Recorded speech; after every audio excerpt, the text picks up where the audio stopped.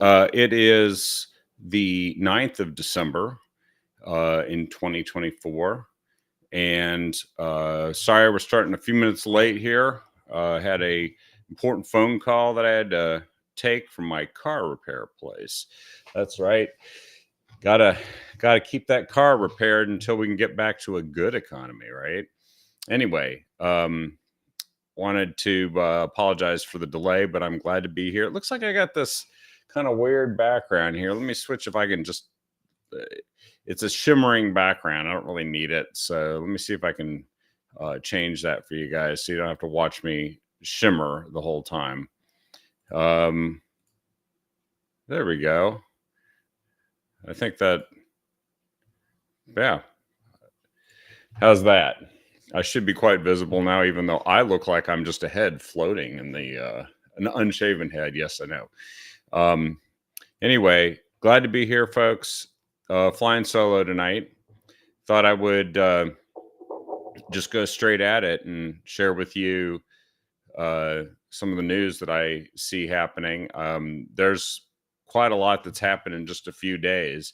Why don't we start on the international scene? It's been pretty shocking that in such a short period of time, literally about a week, less than 10 days, the country of Syria has gone from having the same family running it for 50 years to that um, uh, leader, the son of Hafez al-Assad, Bashar Assad, fleeing to Moscow and the country collapsing, the government collapsing. I can tell you that doesn't happen by itself. That's not just like somebody decided that one day I think we'll go conquer the government. They've been planning this for a while. They got militaries don't just melt away. They can get surprised, but they don't just melt away unless there's something other force involved.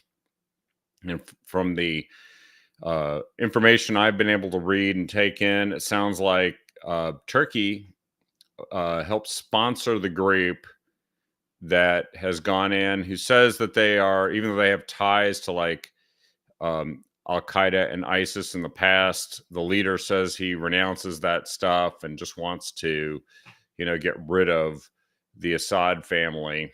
But now we're going to find out what he's really about.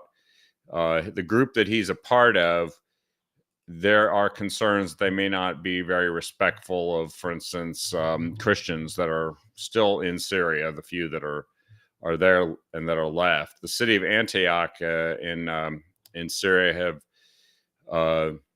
is one of the locations of some of the first followers of Christ, early Christians, and so they have a history that literally early evangelization that goes back 2,000 years, and or almost 2,000 years, and there used to be a lot of sectarian conflict, and still is, in Syria. But this group that has risen and taken over is headed by a guy named Abu Muhammad al-Jolani. That's a nom de guerre, as they call it. It's not his real name, but this is what he's been around for a while. They kind of know him. He said that no one has the right to erase another group. These sects, he's referring to Christians in this case, have coexisted in this region for hundreds of years, and no one has the right to eliminate them. Now, the group that he's the head of is called Hayat Tahrir al-Sham, or HTS for short.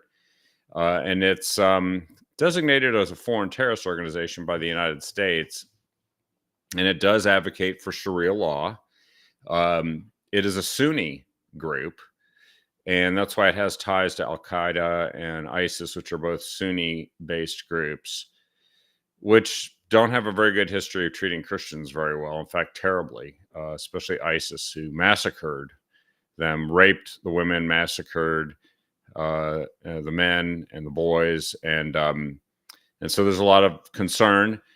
But the fact that the Assad regime has collapsed, and it was a terrible and despotic and destructive regime, is really, it's noteworthy. It's historic. It is one of the countries, Syria, that escaped the Arab Spring some years ago, when there was at first some optimism that there would be a um, more, I don't want to say democratic, that's not really the right word, but just some populist changes in these countries, that some of them would be positive. Nearly all of them backfired and went back to the way they were before, which is that some strongman or ruler or king uh, asserted their control. The two places where it failed, notably, were Iran and Syria. And Syria, though, became embroiled in a 11-year civil war. And that led to almost 5 million refugees, most of them going to Europe, as well as the dawn of ISIS, or as President Obama called them, the JV team, uh, surging and trying to establish a caliphate and invading into Iraq, where they had to rush and come to the rescue of the nascent Iraqi government that was still heavily dependent then on the United States for nearly everything. And that lingered on and got pretty bad until President Trump came in and then told the military, just finish off ISIS, whatever we need to do, just get it done fast. 18 months, ISIS was essentially almost completely destroyed. But yeah, that is, it's a mixed blessing, but it's still maybe a sign that something could change. And the question is it good or bad change? And the Middle East is always full of these questions. I think there's a chance that if the different actors that border Syria act in a positive way, we might be looking at the end of Iran's power base outside of Iran, because Hamas has been obviously severely decimated by Israel following the October 7th attacks. Hezbollah has also been severely degraded and is kind of flat on its back, to the point that they needed to request a ceasefire, and it was only because Israel had been fighting a constant war for more than a year that they also agreed to it. And then on the heels of that ceasefire, this entire move that led to the fall of the Assad government, essentially the proxies for Iran are going down. I think the only ones that are left now would be what's the name of the Houthis down in Yemen. They're the only ones that are left. And I'm pretty sure that if they keep messing with our ships, when President Trump gets in there, he's going to turn large sections of Yemen into a parking lot and finish off all the leaders. Like they've shut down the Red Sea, and Biden has let them do it. So anyway, get things over with quickly, get out of there, move on. And give them every reason not to mess with the United States or any of our close allies that could potentially have an impact on us, such as the freedom of navigation of the seas. So, and I guess it was really dumb of Iran to pick a fight with Israel. But this is going to play out here for a while, because the people who have taken over Syria are not a bunch of Jeffersonian,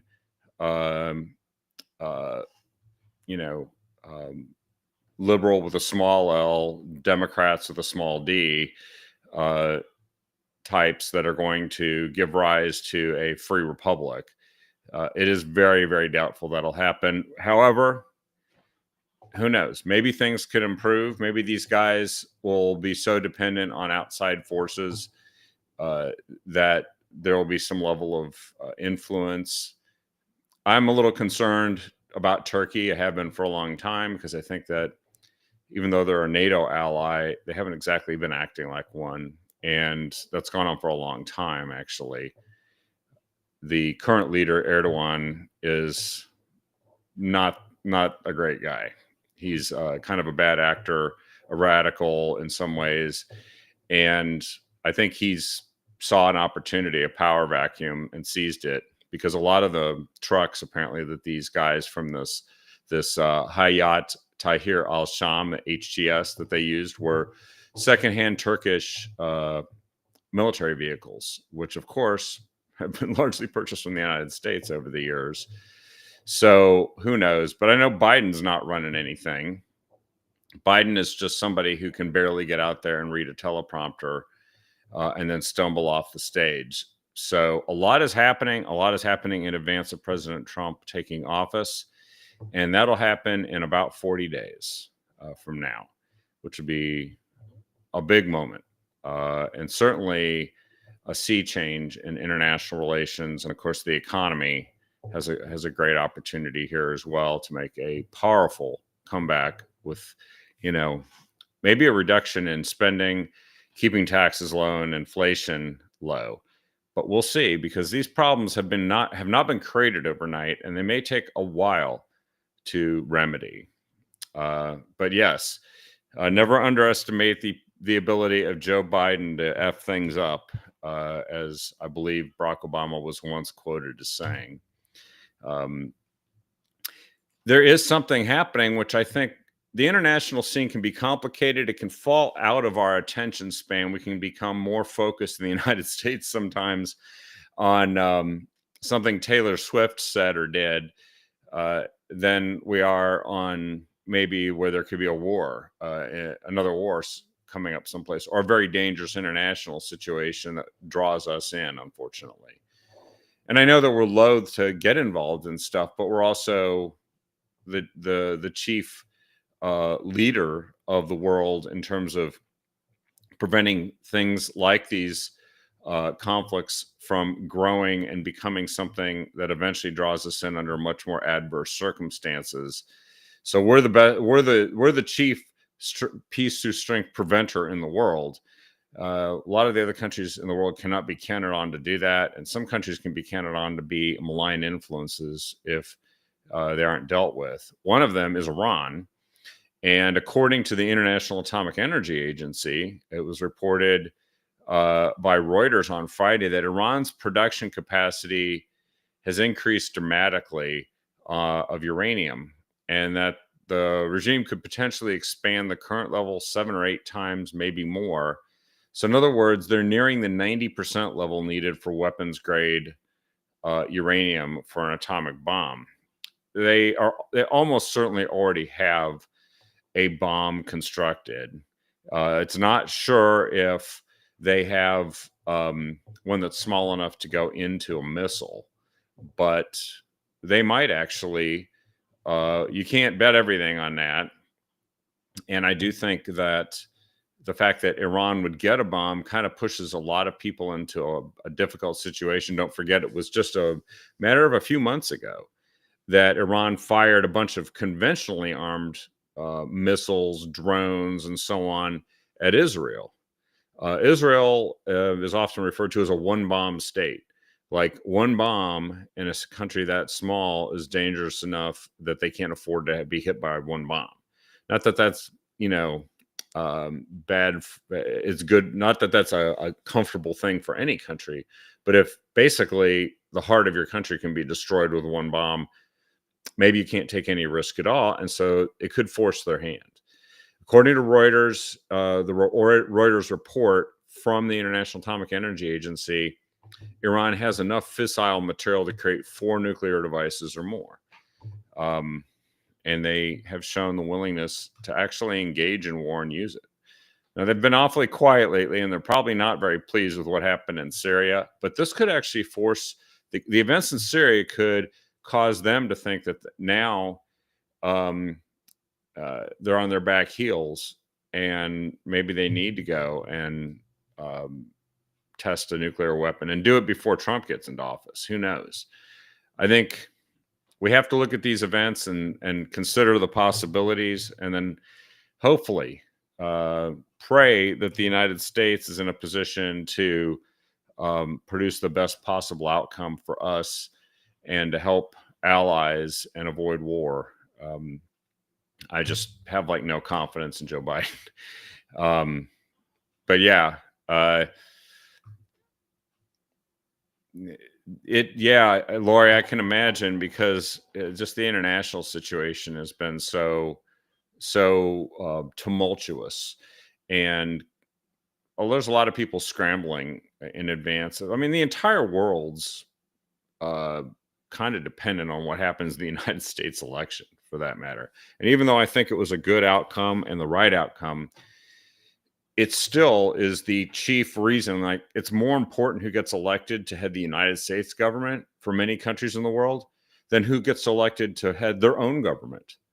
Uh, and that's just simply because that's the position we have, whether we choose to exercise that role or not. So there's a lot of serious things coming up, but I also know that a lot of these guys are afraid of Donald Trump. They know he doesn't mess around. They know if he says to somebody, stop doing that, he's actually going to do something about it. And he knows how to negotiate and use leverage. Joe Biden not only didn't know how to negotiate or use leverage, I don't think he even knows what's going on.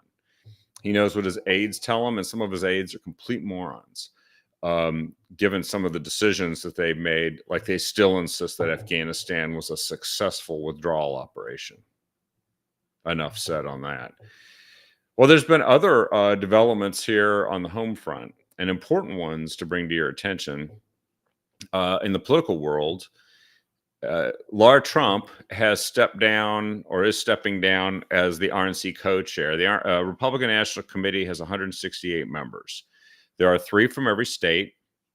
Three from every state and territory. I think there's 7 territories, something like that, and of course 50 states. And so you have a chairman of each state's Republican Party, and then you have a national committee man and a national committee woman. Yep, the party that still has genders. Those 3 represent each of their respective states on the Republican National Committee, and that's the committee. So 150 from the states, 3 per state, 50 states, and then I think it is 3. I think it's 3 for each of the 7 territories, and then there are at least 4 officers, I think, on top of that. I don't know. It's called the 168. Anyway, the reason why I'm mentioning that is normally they would elect who the RNC chair is going to be and the RNC co-chair in January or February, somewhere. I think it's usually January, after an election year. This year, of course, the RNC Republicans are pretty successful. They won the White House, which is the main focus of the RNC. And then we held on to the House and won the Senate. But Laura Trump was only planning to serve through this year, is what she said, and that they've also managed to successfully raise a lot of money and get the RNC into a strong financial position. So Michael Whatley is the chairman. So he's really the main head. And Laura Trump was, as the co-chair, usually there's a male and a female. Usually the male, if the male is the chair, a female is the co-chair, and vice versa. Like when I can't remember her name right now, but the previous chairwoman. And the replacement that Trump is proposing is somebody by the name of Casey Crosby. Casey, let me see if I can find some information about Casey. Has served the RNC with distinction as the RNC's treasurer and national committee woman from the great state of Kentucky. As treasurer, she helped the RNC smash every fundraising record in history and fortified our party's foundation. She's been with Trump from the beginning, helping Republicans get elected across the country, and would be a tremendous co-chair. So what happens when a president from your party is elected, they nominate, and the committee almost always approves formally the chair and co-chair that the president chooses. And that'll change in 4 years when he's the outgoing and no longer able to run for reelection president. But for now, that's how it works. And so we're going to have most likely Casey Crosby as the new chair. And then in addition, Harmeet Dillon, who you might remember did run for RNC chair against, it was Ronna McDaniel. She's let's see, an advisor, will be Assistant Attorney General for Civil Rights at the Department of Justice. That's fantastic news, because Harmeet, who's been on our program before, is an amazing individual, attorney, national committee woman from California for many years, and a First Amendment lawyer with a special program that goes out and sues people that are trying to impinge on someone's First Amendment rights, among others. She defended Michael No, not Michael No, Andy No, who is the gentleman that got beat up by Antifa, and because they wanted to silence him and actually kill him. And she was his lawyer in a lawsuit to try and sue for damages against the people who did this to him. Anyway, she's been around for a long time and done a very good job. And I'm going to have to make sure I go out of my way to congratulate her. And then there's another person, Mark Paoletta, who's going to return as general counsel for the Office of Management and Budget, and will also work with the Department of Government Efficiency, DOGE, which I've learned some more about DOGE. You might find it interesting to know. DOGE is not going to be an actual a department within the government. It's essentially going to be an advisory and almost like an office within the White House. And it's going to have staff, but it's not going to be a separate department that would require congressional approval and a budget and all that stuff. No, it's just going to operate out of the White House budget. And it's obviously going to have Elon Musk and Vivek Ramaswamy heading it up. They're both working for $0. And this gentleman, Mark Paoletta, is going to be working with them, because the Office of Management and Budget is a serious entity. I believe it is a congressionally approved position, as a cabinet position. And that's where you can affect a lot of these changes that they want to make. And some can be done by executive order.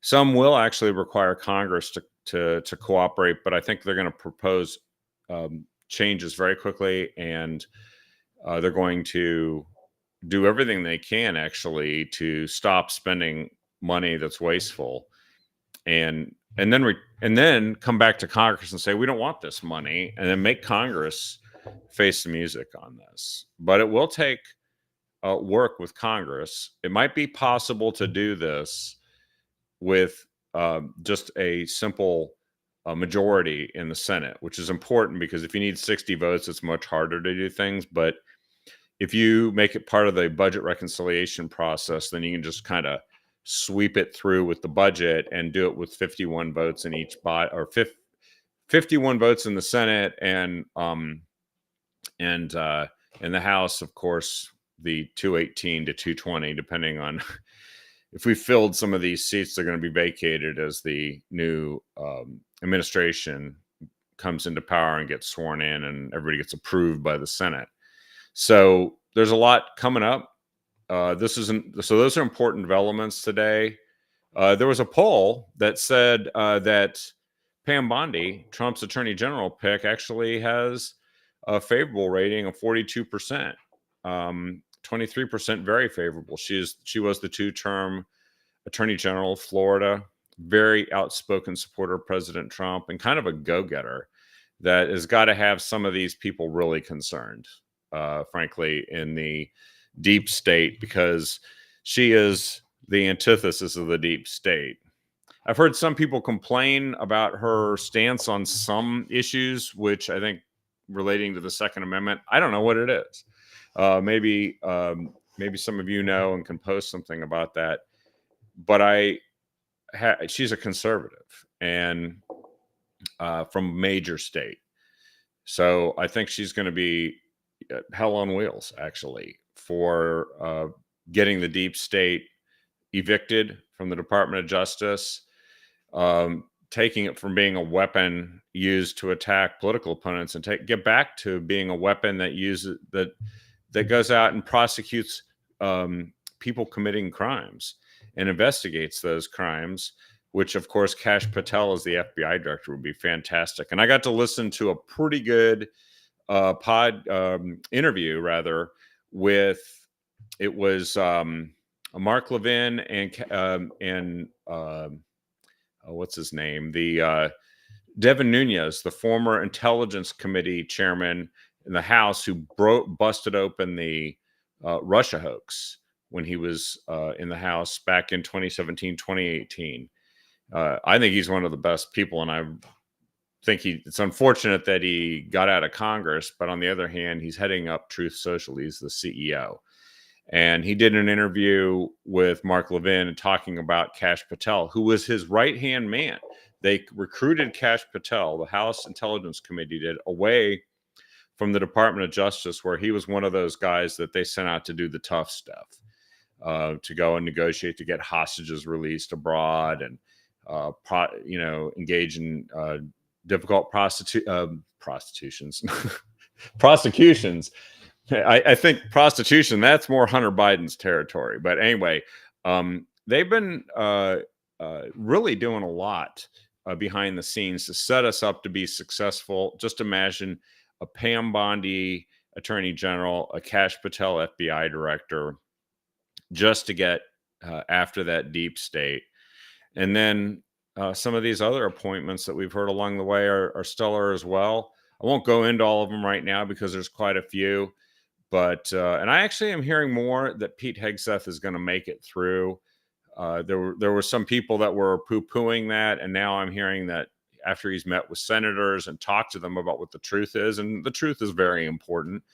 We're done being manipulated by the fake news media, the deep state, and the Democrats into backing down from the stuff that we should be doing to save the country and to have the right people in charge. Yes, CIA, exactly. Who is it? I think it's he used to be the director of national intelligence. I'm just forgetting his name right now. He's a fellow Notre Dame grad. I learned as well.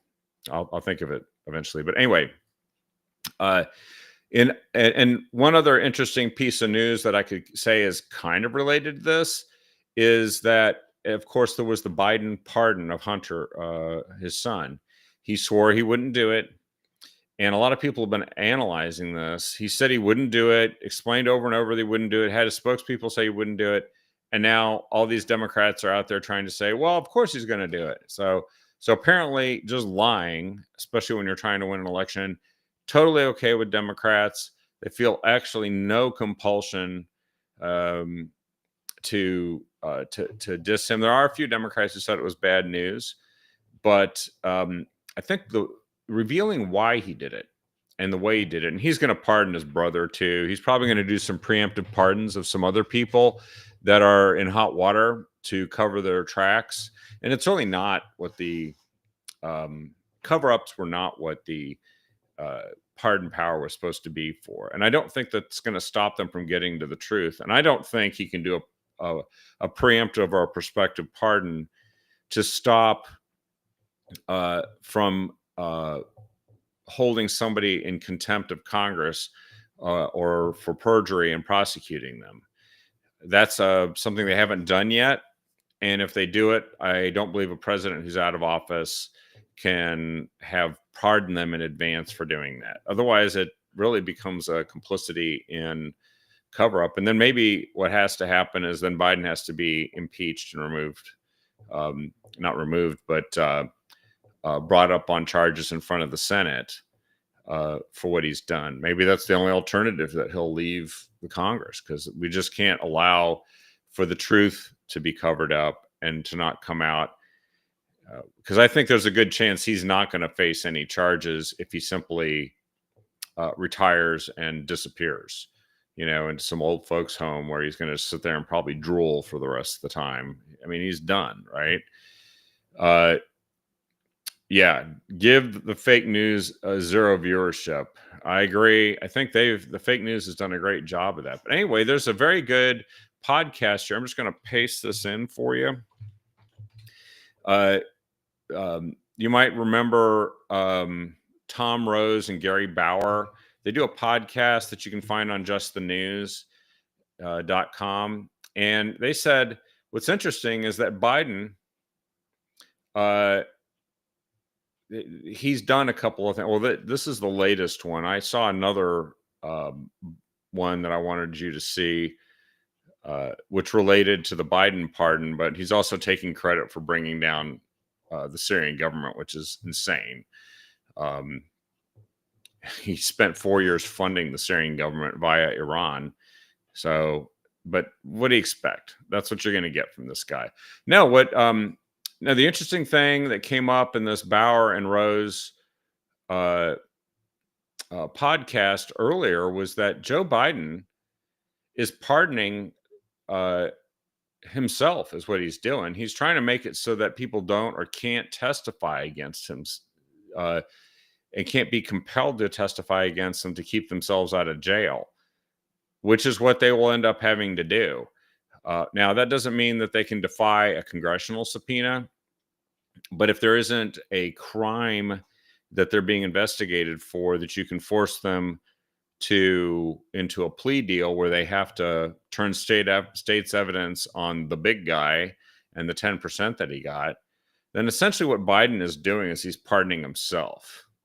And he may actually pardon himself fully. I was listening to an analysis today. It says he does have that power.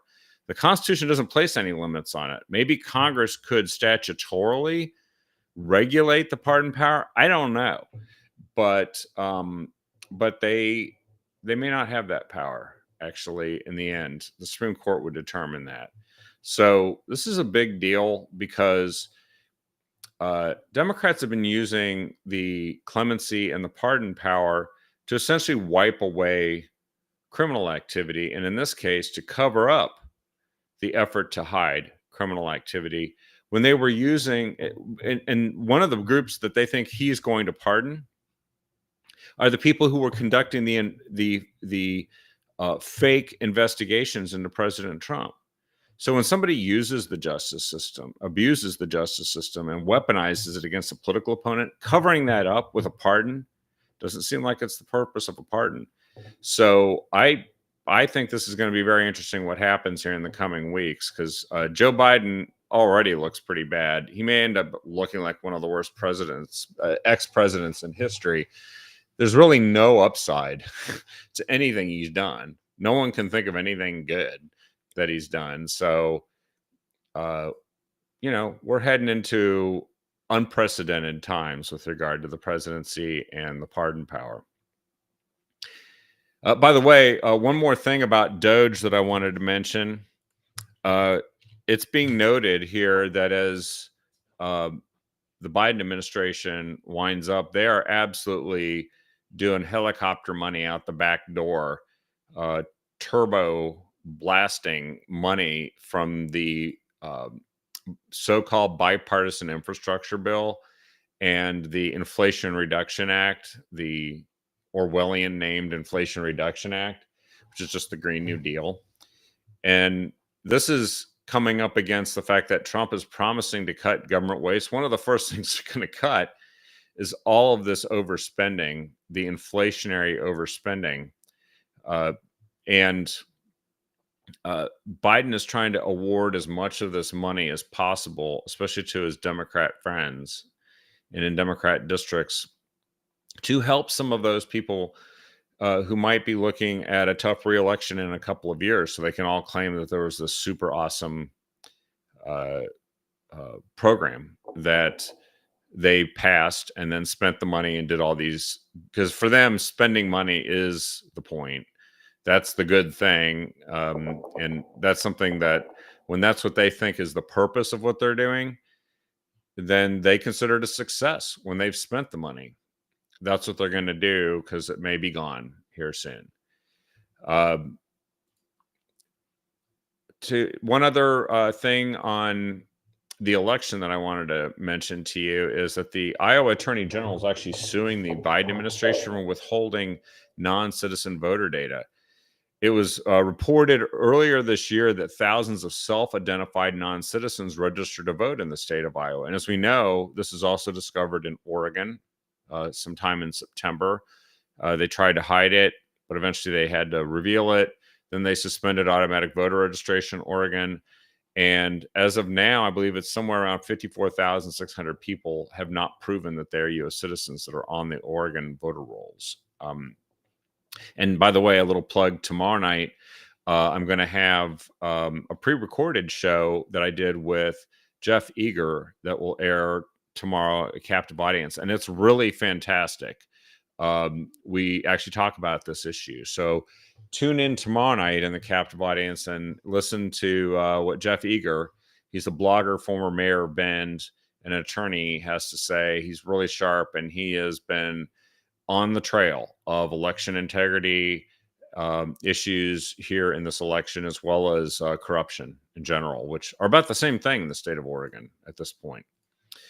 But anyway, the Iowa Attorney General has sued the Biden administration because the Biden administration has refused to tell the state of Iowa who the non-citizens are that are on their voter rolls. And some of these people did vote. Now, fortunately, Iowa wasn't a state that decided the presidential election, although it is considered at times one of those second-tier swing states that could go that way. But they're bringing out the big guns here. They're going after this. They've been dodging demands from Senator Grassley and Senator Joni Ernst. And it's a felony for non-citizens to vote or register to vote. So if they obtain this information, they can go prosecute these people who did that. But Biden administration is trying to hide it.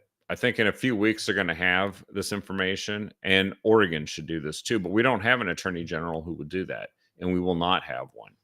But maybe there are other ways to get at it, like Judicial Watch or some group like that. And as you know, there were a couple 100,000 non-citizens on the voter rolls in Arizona. There were also tens of thousands of them in the state of Virginia.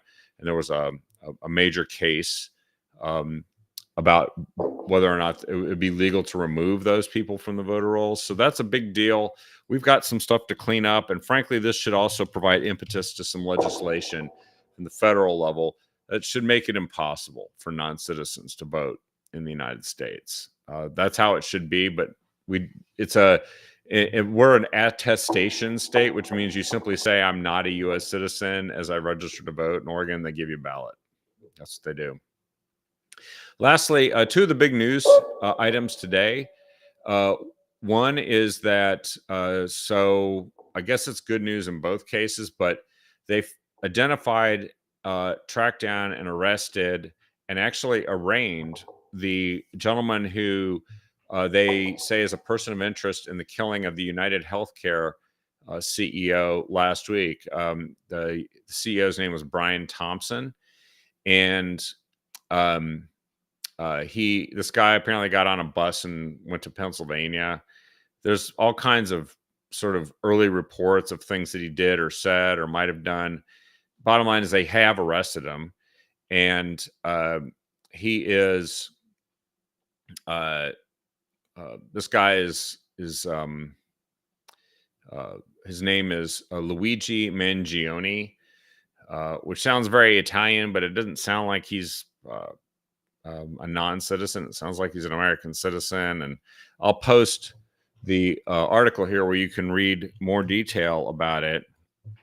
But they did track him down. It does show one thing: they can find people who commit murders if they really throw the police resources at it, and they did in this case. And there's going to be a story behind this, I know, but maybe it's a good thing that we finally did go and capture this guy, because it seems like the CEO probably should have had some security based on some of the other reports I've seen and read.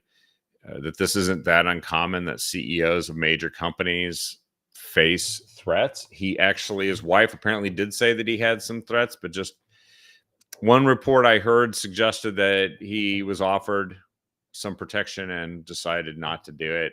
And that, of course, would be a really bad decision in hindsight. So, uh, lastly, today, and this is good news. It's good news, although I still feel wanting of more justice in this one, which is that Daniel Penny, who is the Good Samaritan, former Marine, he was found not guilty of being of criminally negligent homicide, the only charge that he was still facing, because the other charge of, I believe, murder or something like that was dismissed. The jury hung on that charge, at least as it was reported last week. They say that he was charged with the chokehold death, criminal negligent homicide, and the chokehold death of Jordan Neely, a 30-year-old homeless man with a history of mental illness who actually went into a train and threatened everybody to harm them. And a jury of 5 men and 7 women made the decision after 5 days of deliberation. Manslaughter was the more serious charge, so that was the one that was dismissed by the judge. I was thinking that they would probably still try to convict him of criminally negligent homicide if some of them actually thought he should be convicted in the more serious charge. But bottom line is, I guess they decided to, to acquit him, and that's good news because, frankly, anybody who's a good Samaritan would think twice after this of doing anything. And that might be the objective of Alvin Bragg, who's the corrupt district attorney in the city of New York, who also is responsible for prosecuting President Trump on these garbage, phony felony charges for business records that they've been going back and forth on, that involves the Attorney General of the state of New York, Letitia James, and involves that corrupt judge.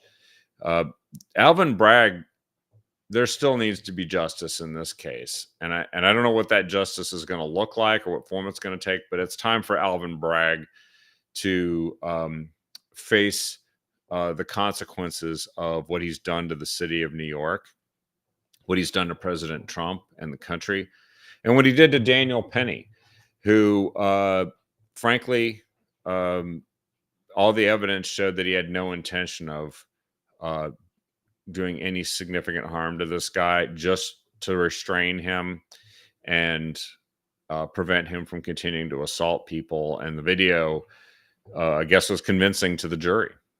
So I think it's really important that this happened, but I also think that we have to go and figure out how to write this so that guys like Penny, who has spent at least a year or more of his life defending himself against very serious charges, that others don't get the message that they can't step up and do something. Because without this, if this guy gets convicted, you'll just see a lot more people in New York standing there as someone gets raped, assaulted, murdered, because then they themselves could face these charges. Meanwhile, they would treat the perpetrator as the victim, as they did in this case. So good for Daniel Penny, good for America, good for New York City. And let's hope in the future, bad for Alvin Bragg, who deserves to face the consequences for what he's been doing to the city of New York. A lawless Soros prosecutor of the worst kind. Anyway, well, that's the show for tonight. Thank you, everyone, for tuning in. Really appreciate you taking the time. And it's very important to me to ask you to take this show and share it with people, because it's informative. It's interesting. I try to introduce at least some degree of a sense of humor. Maybe tonight's show wasn't as funny because there were some serious topics, but I do think, or I do hope, it was informative. And I also hope that not only do you share this show, but let people know that tomorrow night's show with Jeff Eager is going to be really fantastic. You got to tune in. You'll learn a lot, and you'll feel inspired to want to continue fighting the good fight and standing up for people who do that as well here in the state of Oregon. Jeff sheds a lot of light on that and also makes some issues very, very clear. Ones that I think we might be able to take action on going forward, even in a state where it seems like we have no power. Because I think people are going to agree with us that non-citizens may well have determined the outcome of the state house, the state legislature in this state, among other races. And they shouldn't. And I think we can get a lot of people to see things our way, but we got to reveal the truth. So that's what we're going to keep doing on this show. And you keep fighting for that. Thanks a lot. Have a great night. And we'll see you tomorrow night on the next episode of The Captive Audience with